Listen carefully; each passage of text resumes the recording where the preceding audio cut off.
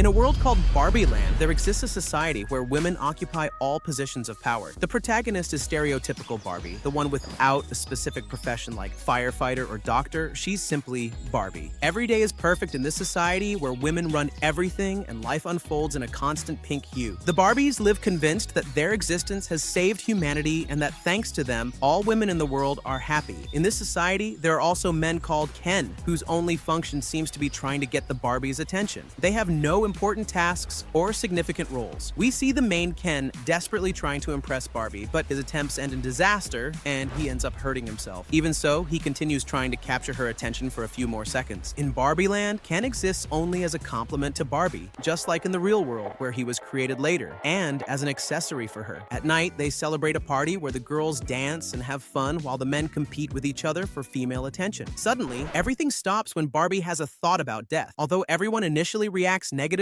they soon forget about it. However, this is just the beginning of a series of events that will alter the perfect existence of Barbieland. Barbie's perfect world begins to show imperfections. One morning, she wakes up with flat feet, has a terrible day, and notices she's developing cellulite. This affects her deeply since she had always been perfect. When she shares her concern with her friends, they react with disgust at the sight of her flat feet. They suggest she visit Weird Barbie, the only one who could help her. This is a Barbie who some time ago began to experience changes and stopped being perfect, which is why the others excluded her from society. It's a harsh reflection of how sometimes women themselves pressure each other to maintain impossible standards. Barbie, worried about her physical imperfections, decides to visit Weird Barbie, who explains that she must travel to the real world and find the human who is playing with her to solve her problem. Although she initially resists, she finally accepts to embark on this adventure. Ken, always eager to gain Barbie's approval, sneaks into the journey. Barbie goes excited, thinking that the real world is similar to Barbieland.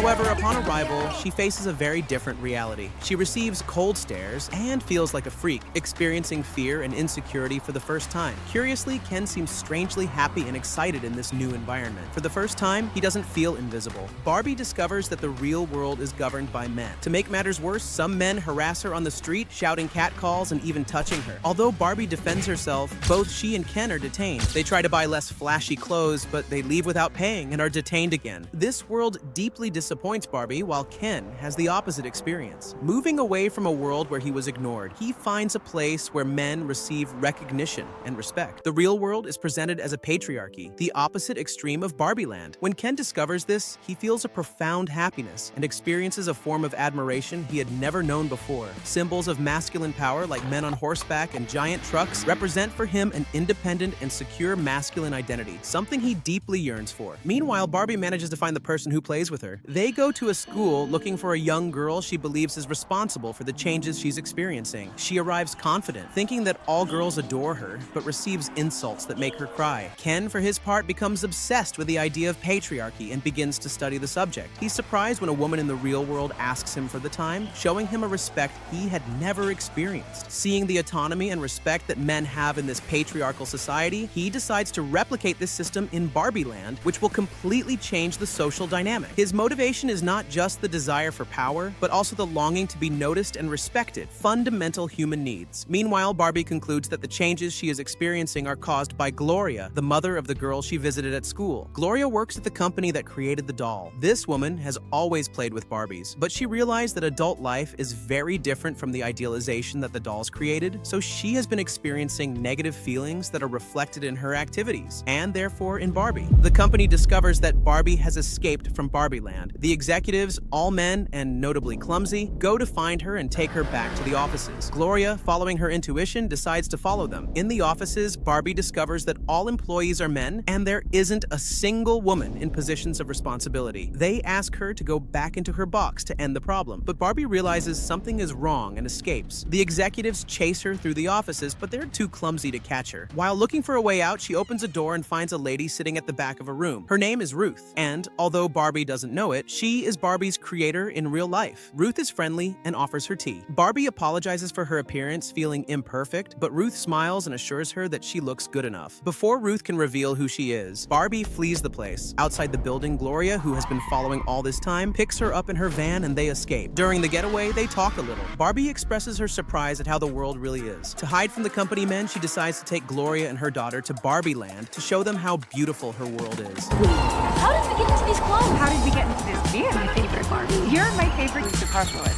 Basically everything that men do in your world.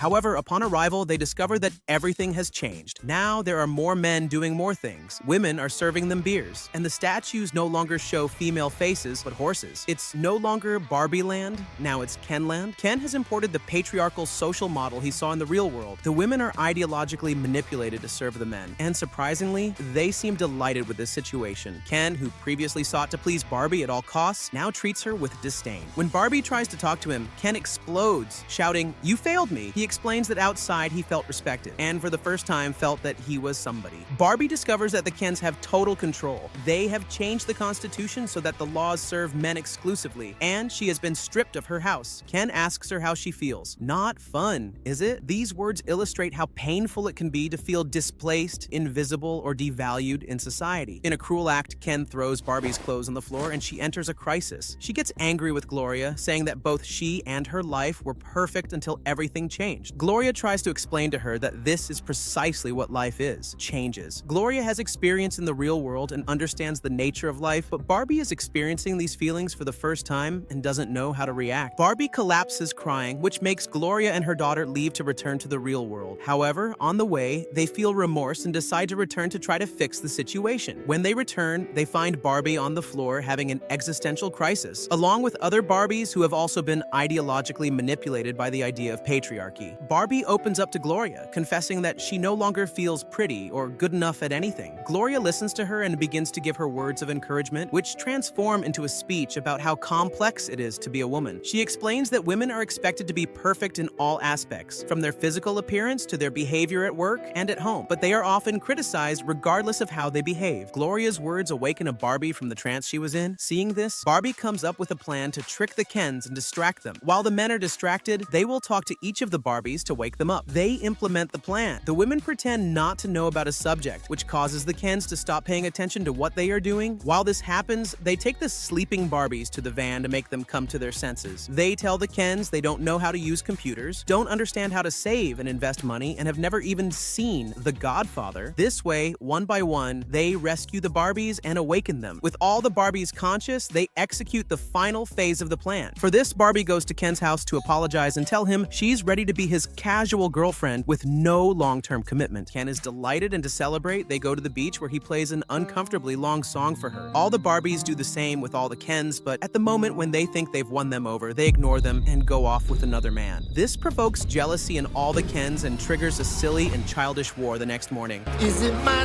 destiny?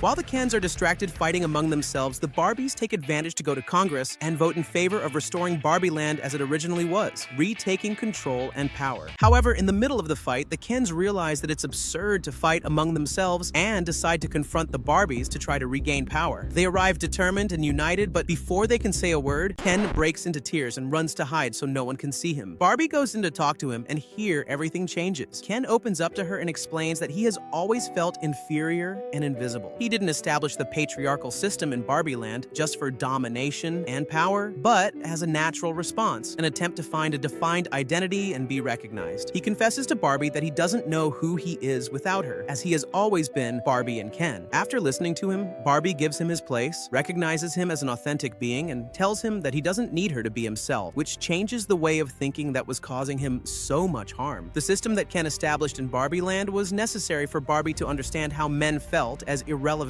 beings. However, the outcome doesn't promote the superiority of one gender over the other. When everything seems to come to an end, Ruth Handler, Barbie's creator, appears and extends her hand to Barbie, asking her to follow. They both end up in a kind of limbo where they have a final conversation. Ruth tells Barbie that she doesn't have an established ending and that her evolution surpasses her roots. This advice reflects the journey of life, full of changes, unpredictable, and constantly evolving.